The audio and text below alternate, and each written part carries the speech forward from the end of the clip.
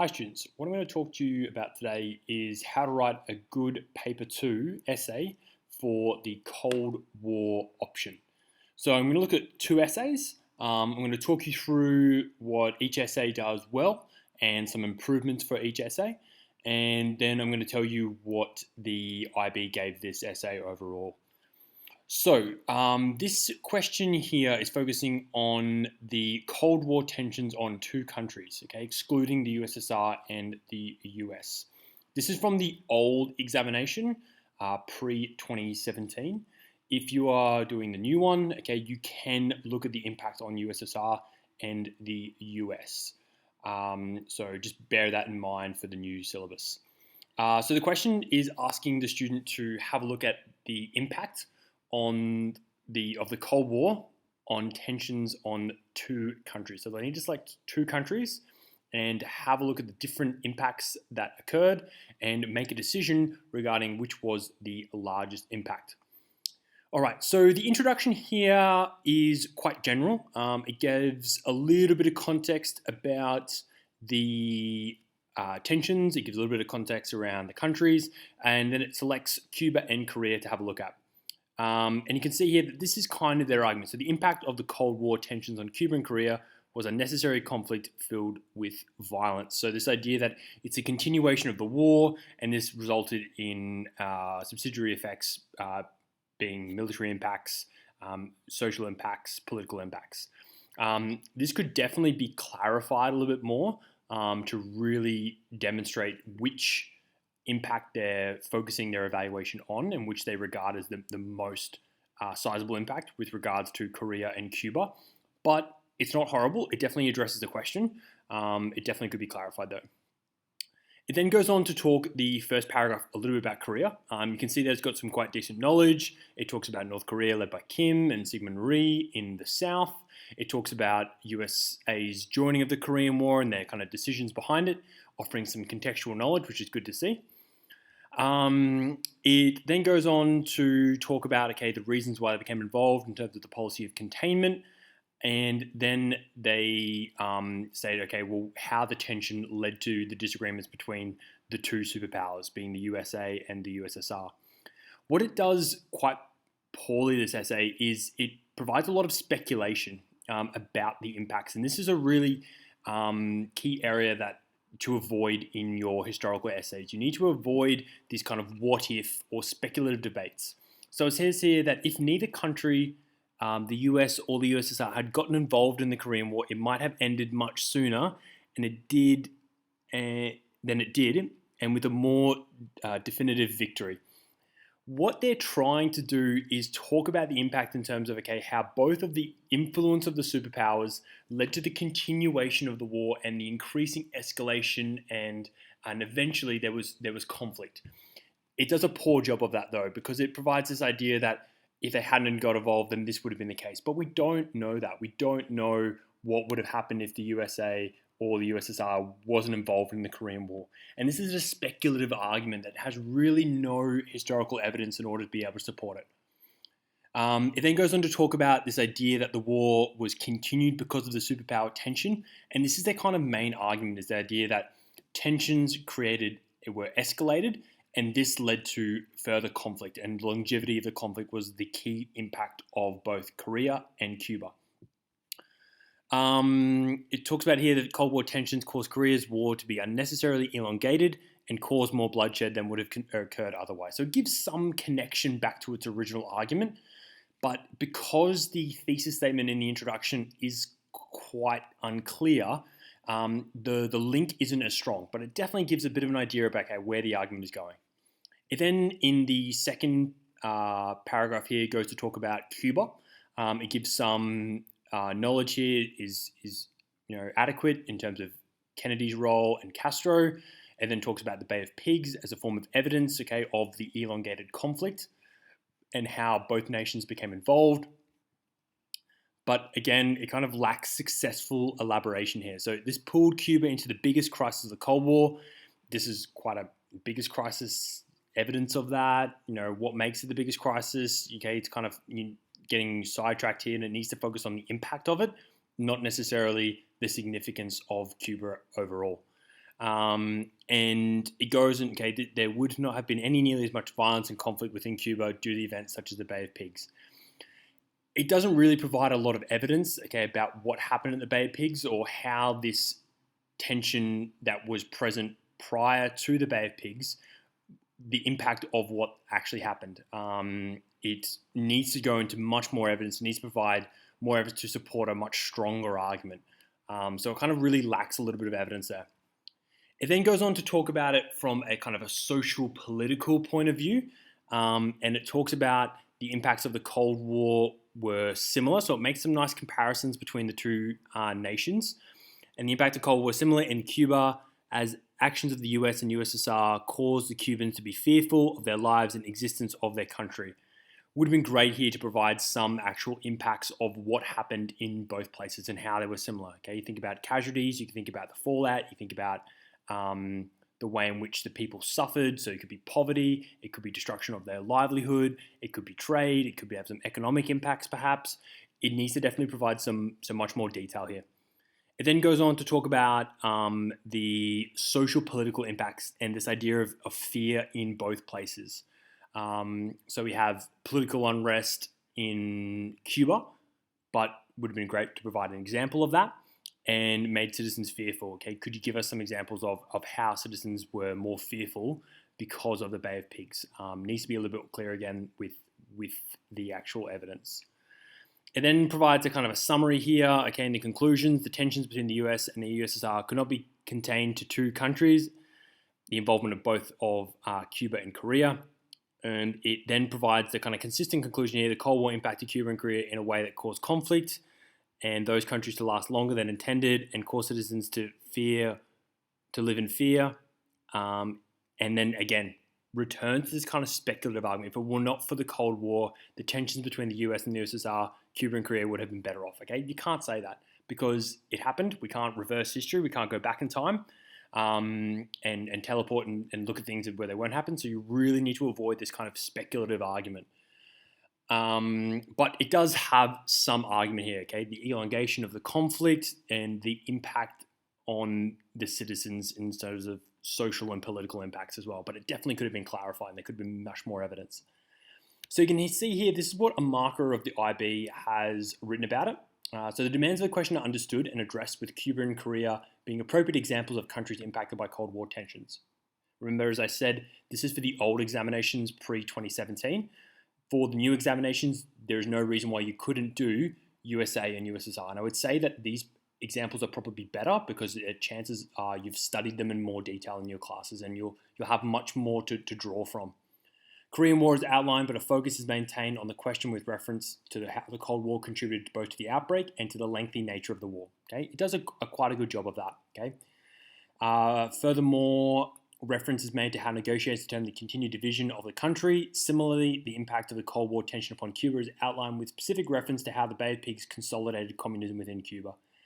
I wouldn't say that it has specific reference. Okay, it definitely has a reference to it. The specificity is rather lacking, and it definitely needs more evidence in order to bolster this point.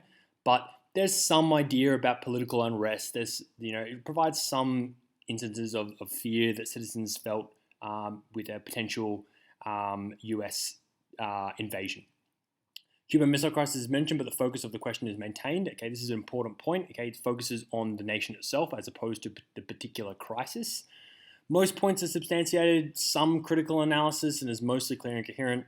And it definitely fits into this lower band in terms of level 6 and top of band 5. So in regards to that, okay, it does have an understanding of the demands of the question.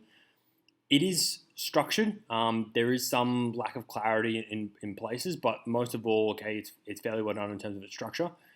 The knowledge, I would say, is accurate and relevant, but it does, and there are events have been placed in a historical context, but there's a bit of a lacking of this idea of historical concept. So you really need to focus on this idea of causation. And I don't think it has the necessary focus on causation of how the impact of tension on the nation, okay, really needs to be much more developed, and there needs to be much more detailed knowledge on that particular concept. Similarly, with the examples, they are relevant and appropriate, and there are some comparisons and linkages between the two nations. But in order to move up into this top band, it needs to be supported and used effectively in the analysis and evaluation. So I needed to see some more evidence being definitely brought in to further support the argument.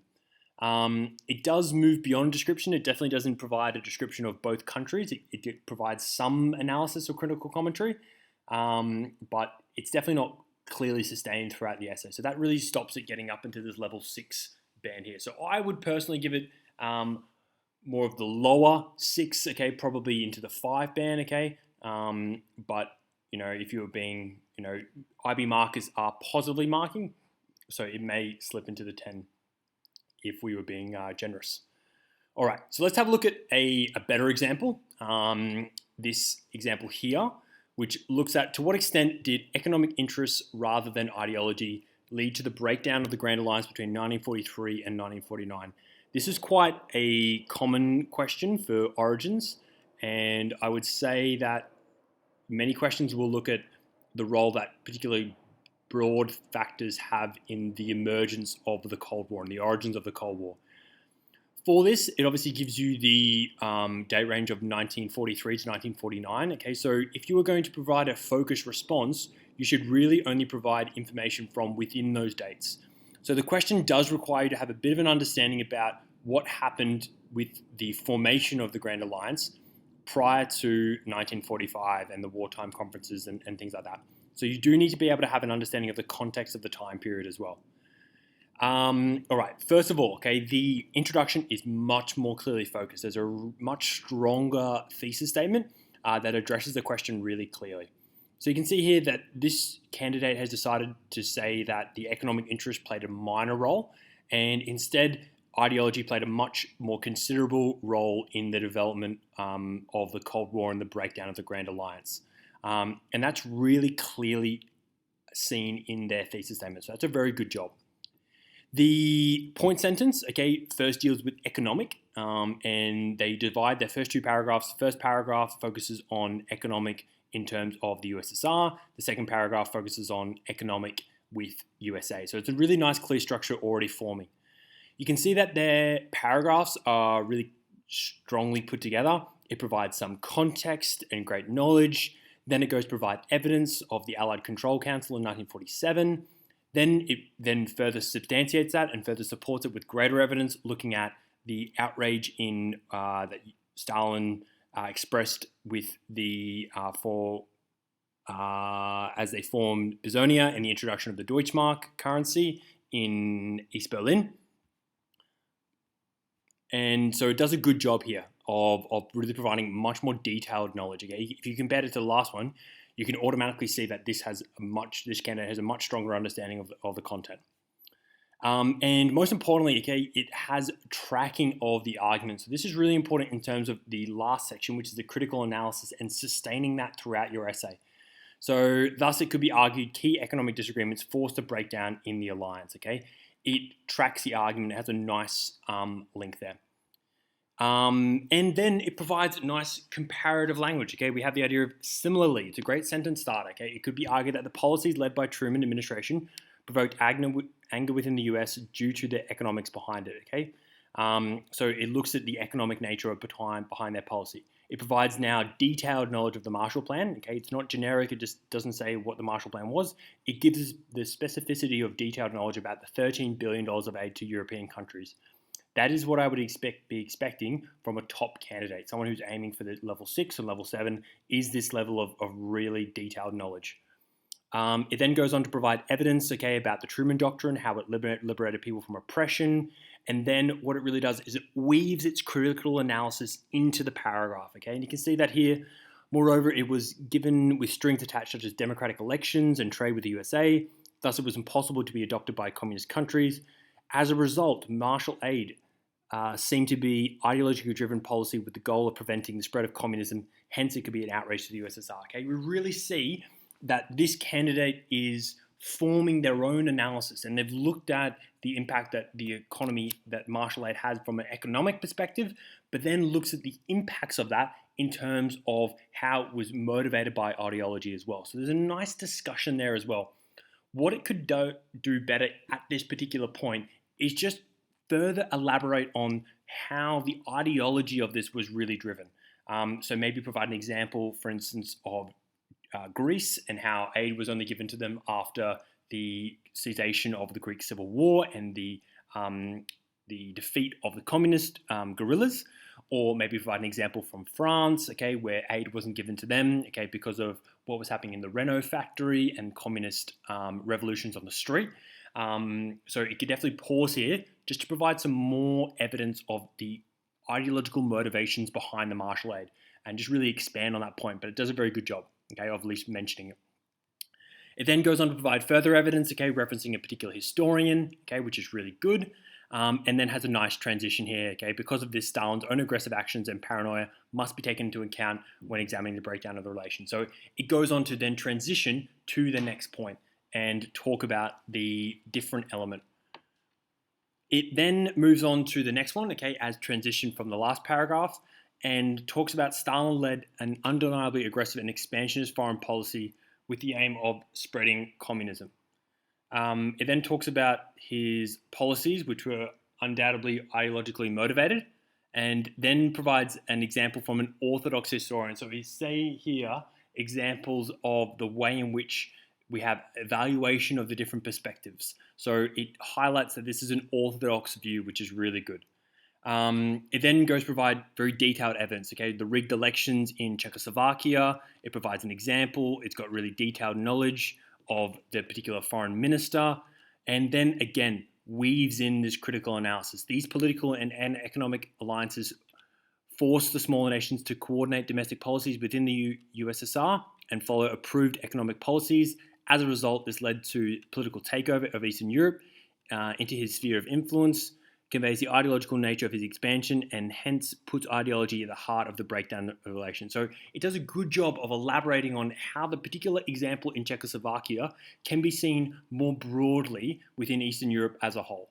It then goes on to provide even further evidence, okay, of how the ideology then was supported by use of the army, and how we see a physical example of Stalin's ideology of control manifested in his decision to retain 2 million Red Army troops in Eastern Europe during this period.